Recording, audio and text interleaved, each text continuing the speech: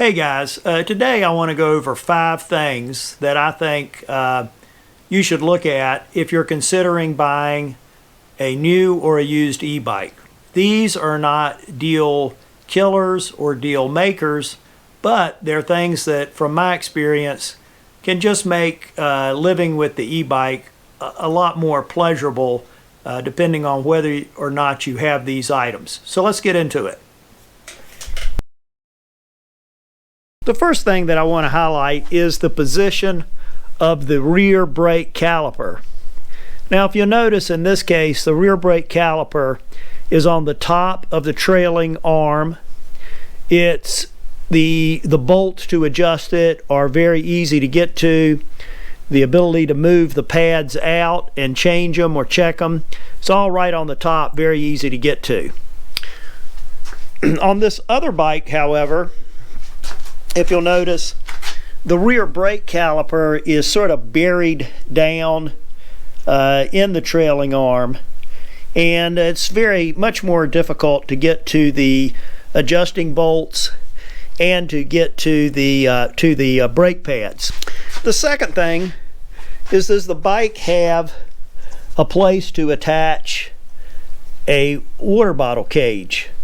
In this particular bike, even though there's no cage attached, you can very easily attach a water bottle cage and insert a water bottle on this bike frame. On this particular bike, if you'll notice, the battery will go right here. The shock is here.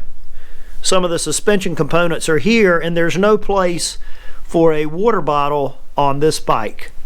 The next item to highlight is this bike came with a rear fender, and the rear fender will really help a lot of mud and muck from getting down up around the back of the motor, and just getting mud up on the suspension. So having a rear fender is a good thing to have on a bike. This bike did not come with a rear fender, but I do have a rear fender attached to this bike. So and this particular rear fender was able to be attached both at the top and on the bottom. So one of the third thing that I would look at in looking at an e-bike is, does it have a rear fender? And if it doesn't have a rear fender, how easy or how hard is it to attach a rear fender? Now, both of these e-bikes have Shimano E8000 motors on them, and both of these bikes use the same Shimano battery. This bike, or this is a Shimano 500 watt-hour battery, and it will fit right in this bike this way, and on this bike it will go in just like this on the bike. So they both fit this particular battery. However, this is a Shimano external 625 watt-hour battery, and this battery will fit on this e-bike and allow you to upgrade it from a 500 watt-hour to a 620. However, this battery will not fit in this e-bike. So even the fifth and final item to consider on an e-bike is the overall rear suspension. This particular bike has a VPP suspension, a variable pivot point suspension, and you can tell that it has a variable pivot point suspension because when you look down, this is a solid component here. There are no pivot joints in the back. All the pivots are up in the front of the bike.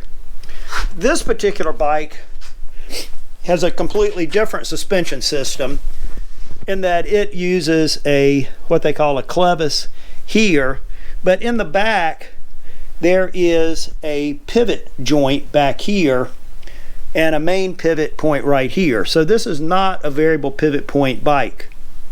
Now, the reason it's important to know the difference is that, in my experience, this particular bike with this pivot point in the back will be much easier for me to set up the rear suspension and to get a very sensitive plush rear suspension.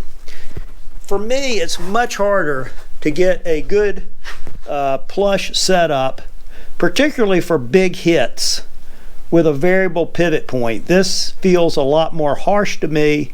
The main advantage that I see with the variable pivot point, it's much easier to service and maintain this. And if you are good at adjusting your shock and adjusting the shims in the shock, you can get the variable pivot point to perform comparably and be plush, but it's much harder to do. So there you have it. Those are 5 of the things I'd look at if I were looking at getting a new or used EMTB. I hope I've given you guys something to think about, and I'll see you at the top.